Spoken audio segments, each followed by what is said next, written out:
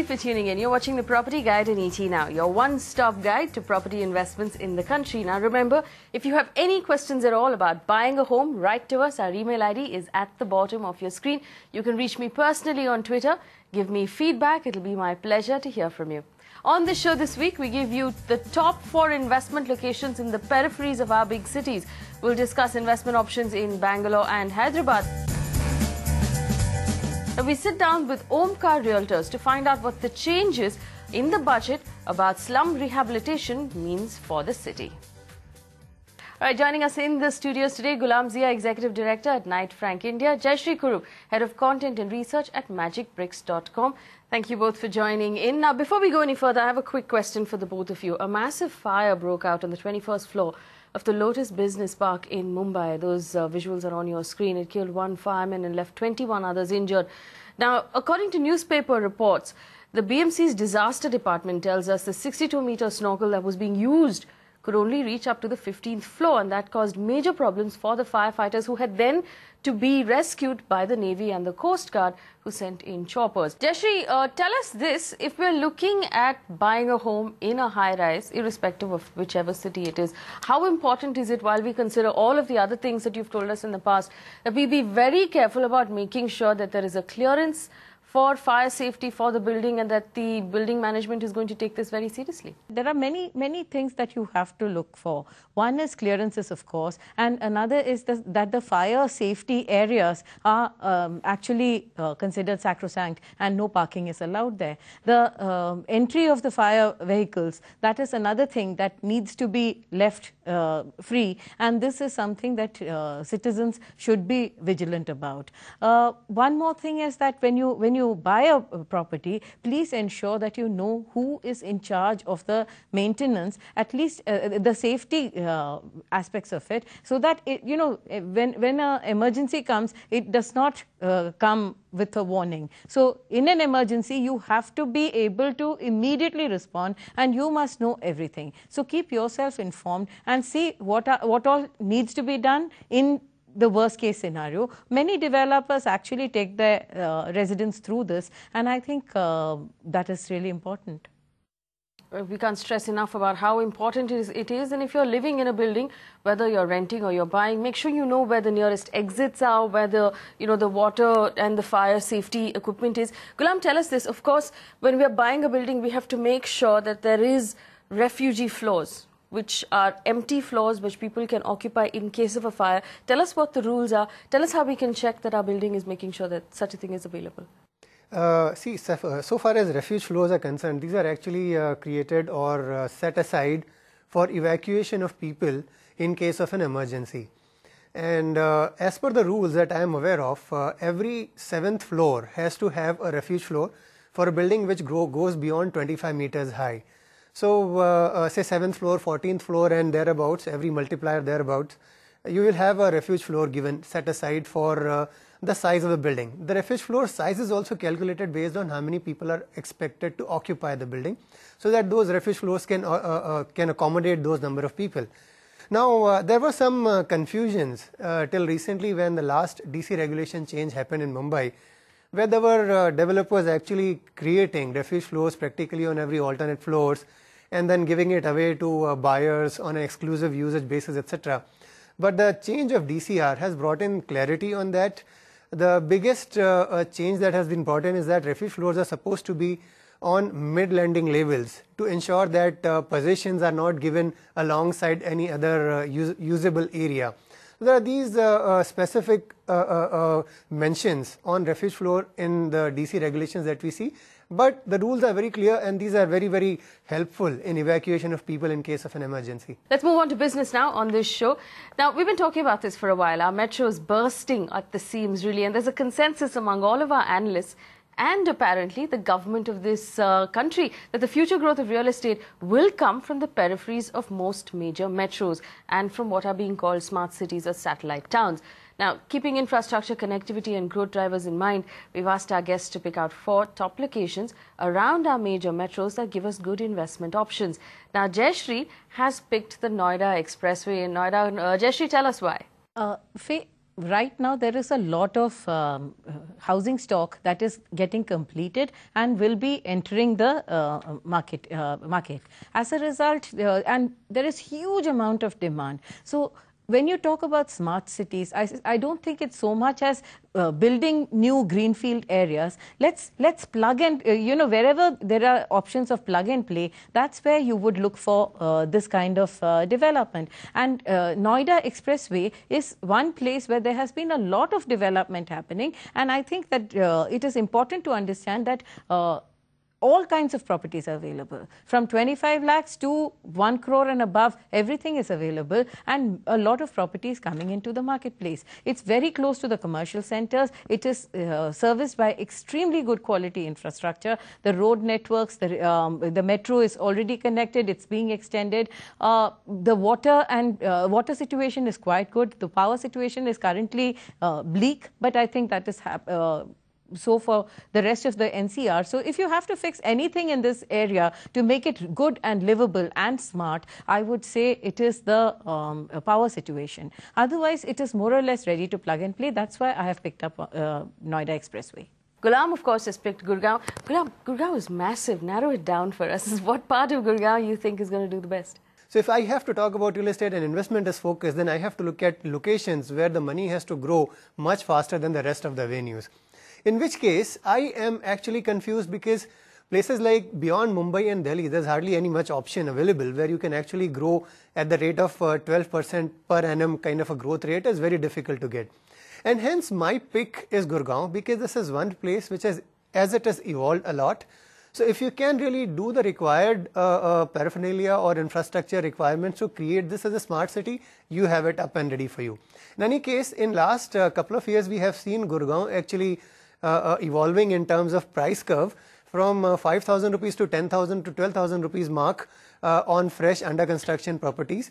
And the best of the development in Gurgaon today is actually crossing 24,000 rupees, 25,000 rupees mark as well.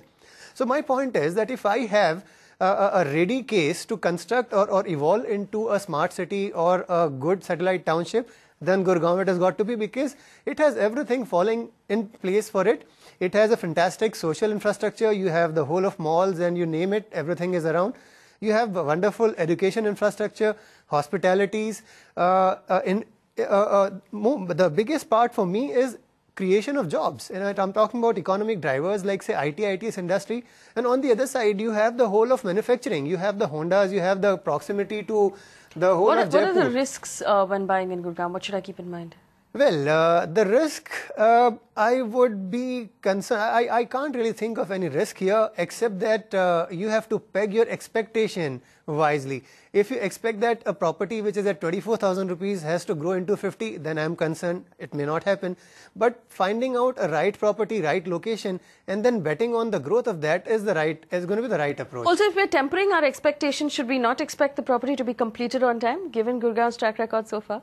Well, that's a big challenge, because many of the lands haven't been developed in time because of many of the development challenges, acquisition challenges and so on and so forth. So that's one aspect, but that's exactly the reason why your returns are much higher.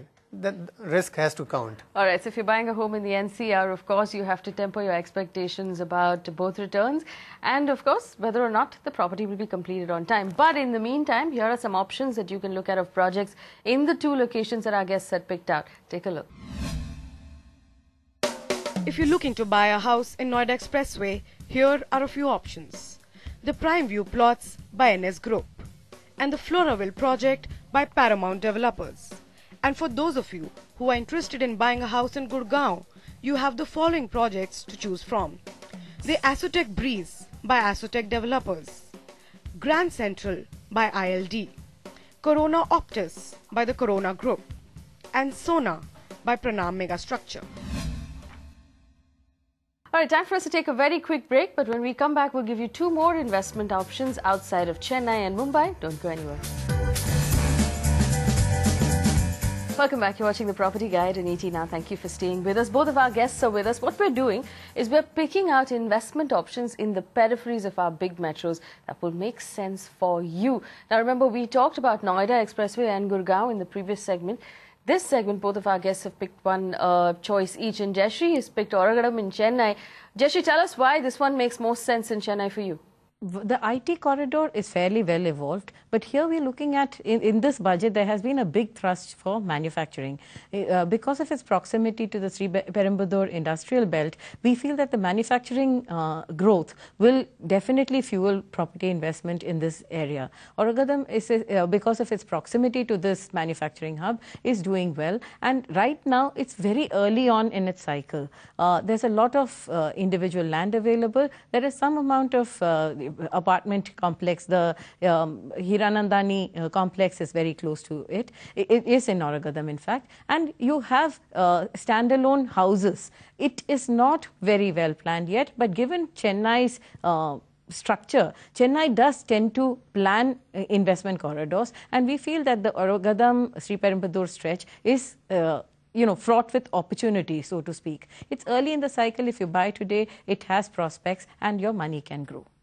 All right, Oragadam is Jayashree's pick there. Gulam has picked Virar. Gulam, obviously, if you're talking about Mumbai, then there are three options in the peripheries, because those are the only three directions we can go in. There's the outskirts of Thane, there's Panvel, and there's the Vasai-Virar belt. You believe Vasai-Virar will see the largest growth among the three? Yes, and the reason thereof is that Vasai-Virar belt actually falls on Delhi-Mumbai industrial corridor alignment, and that is something which is going to give it a tremendous boost. In any case, the whole Virar to Boisar belt is known for its small and medium scale industries, and since industries from Mumbai are being pushed out, Virar to this Palghar belt is something where most of these industries are relocating. So going forward, and as Jayashree mentioned, manufacturing is going to be the hub, is the focus of the growth of the company, of the country in the times to come. And hence, I believe Virar and Vasai belt is something which is going to get maximum out of the economic boost that the locality will get. And also, let's not forget that the proximity of Vasai-Virar belt to the Andheri-Goregaon existing IT-ITS belt is wonderful. The connectivity is in place. So you're talking about on one side the whole of IT-ITS corridor, on the other side the manufacturing corridor, and you're in the middle of all that. So what is happening is all these things are going to give tremendous boost to the locality, and as it is, we have seen in last 4 to 5 years, we have seen the area going from 2,500 rupees average prices to about 5,500 rupees in last half a decade itself. So going forward, for me, Virar is the pick. All right, so Virar is the pick, and if you're looking for a home in any of these two locations, here are some options for you. For those of you who are interested in investing in Oragadam, here are a few options. The Villaggio by Vivendi Ventures, Achaya Avenue by Vamanan Estates, and Blue Mon by Purvankara Projects. For those of you looking to invest in Virar, here are a few projects you can consider.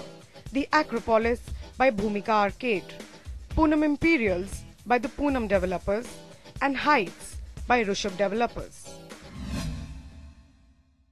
All right, we have a question from Krishna, who wants to buy a 3-bedroom with a budget of 50 lakh rupees. Now, he's chosen the Shweta Aryan, which is quoting 2,500 rupees a square foot in Kompally in Hyderabad. He wants to know if that's a good choice. Gulam, in terms of location, it's nowhere near the Madhapur and the Gachibolis that you keep talking about, but is it a good location at that price? Well, the location is not something which is in the middle of the action. When I say middle of the action, I'm talking about the whole of Madhapur, Gachibowli belt, where you have the most of the IT-ITS action happening.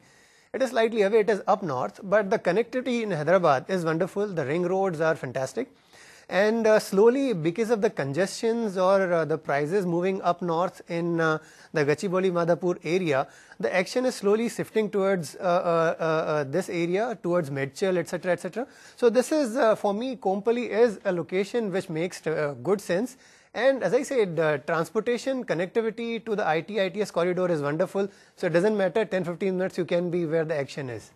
Well, Jayashree, if he's looking at Kompally for some sort of specific reason and he doesn't want to consider any of the other options, are there better projects within that price for him, within that area? Actually, he's looked at a good project here, and he's looking at, in Kompally, 2,300 to 2,600 is the range that you're looking at, and you're getting a rental return of 12,000 to 16,000.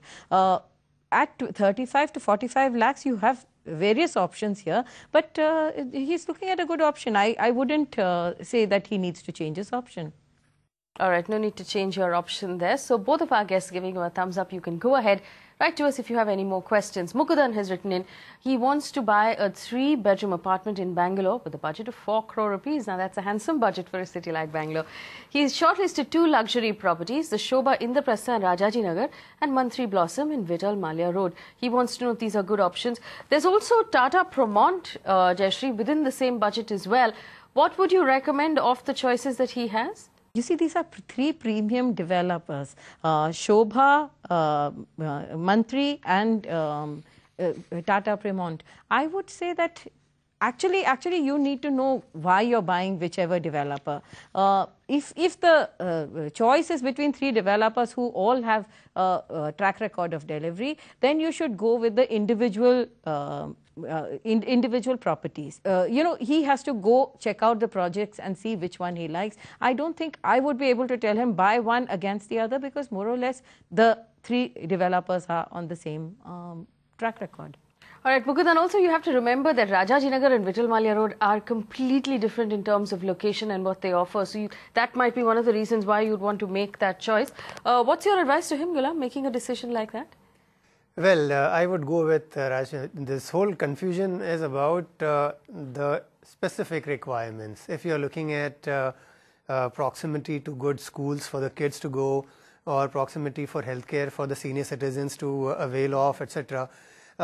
These are things which one has to really be very careful about in terms of distances. I assume for an apartment of that category, distances also would not matter that much, because I'm sure Mukundan would have good access to best of the conveyance mode, etc. So even there, I'm perplexed, because I see both these projects equally good in terms of locations, etc. Lal Bagh Road is a bit congested, so I'll be worried from that angle. But even that is, a very small matter to look into. All right, so choose based on your comfort level, what you want out of the home and what each builder is offering you and what each location is offering you. And if you have more questions, you can get back to us. It's time for us to take a break. But before we go into break, Jayashree and Gulam, thank you so much for spending time with us and answering our questions. Send in questions if you have a question for either of them. But when we come back from the break, we'll sit down with Omkar Realtors. We'll talk about residential prices in Mumbai. We'll also talk about that little bit of slum rehabilitation that was mentioned in the budget. What does it mean for the city? That's on the other side. Don't go anywhere. Welcome back. You're watching the Property Guide in ET now. Thank you for staying with us. Now, if you remember in the budget, the FM allowed for slum rehabilitation to be included as part of corporate social responsibility. Now, the assumption is that this will boost funds flowing into the sector. Nowhere is it more important than the city of Mumbai, which is why I have a developer with me right now who's already built about 2.5 million square feet of space in the city of Mumbai, has about 20 million square feet in the pipeline. Gaurav Gupta is the director of Omkar Realtors. Gaurav, thank you so much for coming in. Explain to our viewers right now what it means when the finance minister says slum rehabilitation can be part of CSR. So what would it mean for a company that wants to put some money away in CSR? Like you rightly mentioned, the FM just mentioned a single line that, slum rehabilitation projects to be considered part of CSR. A lot of clarity is not there exactly, how it will work, but just speaking to a few experts, I think probably, the way ideally it should work is, that companies like ours, which are implementing these projects, So if any corporate or, if any institution or any mid-sized corporate probably for that matter wants to donate a part of their CSR, CSR amount which is there, then Omkar can become an implementation authority, utilize that money and redevelop a slum rehabilitation project. Like it's the case, when you build a school or you build a hospital, you have these corporates, which employ an agency to build those schools and hospitals. So those agencies typically worked on a, on an agency basis, So I think the same kind of similarity can come in this. But I think, it's a bit too early. A one-liner came in the budget. We're keeping our fingers crossed. But I think hopefully, something should materialize. Some clarity should come in the next 2 to 3 months' time. So these 3 projects, if we look at 1973, we look at Crescent Bay, and if you look at Altamount, which is in Malad, they're obviously in 3 different brackets right now. Tell me what the sales have been across all 3 projects so far. I think, Bombay real estate classically, if you look at, is based a lot on perception, a lot of positive sentiment. I think over the past 7 to 8 months since we had the formation of the new government coming in, the euphoria was, that the BJP win would be would be very high since January. Sales have definitely picked up a lot since January, and post To match the euphoria that we had when the elections were won? Absolutely. Post elections, I think what we've seen is a lot of fence sitters who were there, who had taken positions, who wanted to wait. We've seen a lot of fence sitters actually come down and close transactions. Give me numbers. What do you mean by a lot of fence sitters? I can say there's been an increase of almost around 30% transactions. If you ask me, probably in our projects, which we've seen, and this involves ticket size of 1.5 crores going up to 50-60 crores. More, I think the number is even more when it comes to luxury housing projects, because that is where the big money is involved. So I think in a luxury housing project, I think the difference has been around 35-40% typically in terms of sales. There was a period for the last 1 year when sales were a little soft, when a lot of developers were offering 70-30, they were offering discounts, they were offering, maybe some sort of a discount on stamp duty registration. Are those days over? Are you considering still any sort of marketing offers? You think that, now the project is just going to sell because the market is better? I think, at least one good thing has happened is, even from a customer's aspect, what we've been realizing is that people have realized that this is, that the bottom is already gone. You cannot see prices fall further. I think once that sentiment, that mindset has come in, that prices are not going to fall further, you already start seeing transactions, you already start seeing a bit of comfort in the buyers when they approach you. So, different companies and different kind of policies, so it's very difficult to say, whether those kind of schemes will continue or not. 75-25, you talked about 80-20, there are different kind of mechanisms used for different kind of sales or projections which you want. So I think they will continue in a particular project, but at what stage and at what prices, which is more important typically. All right, so the bottom is behind us then. Absolutely. Gaurav, tell us something we don't know, something that's not in the public domain as far as the projects you're working on. Is there a location that you're considering, a project that you're considering in particular that's soon to be launched? So typically, like I mentioned to you, we're looking something at, we're very close. We've acquired the Powai project. In fact, we'll be launching that in the next 4 to 6 months. Probably an Andheri project we'll be launching at 3 to 4 months' time. We're looking at a couple of more projects. So looking for a few launches around Diwali this time. All right, launches around Diwali. The bottom is behind us, so don't expect the prices to come down. That's Gaurav there from Omkar. Thank you so much for coming in. Remember, if you have a question for Gaurav, you can write to us. Email ID is at the bottom of your screen. Tweet in your questions as well. Thank you so much for watching The Property Guide. Stay with ET now.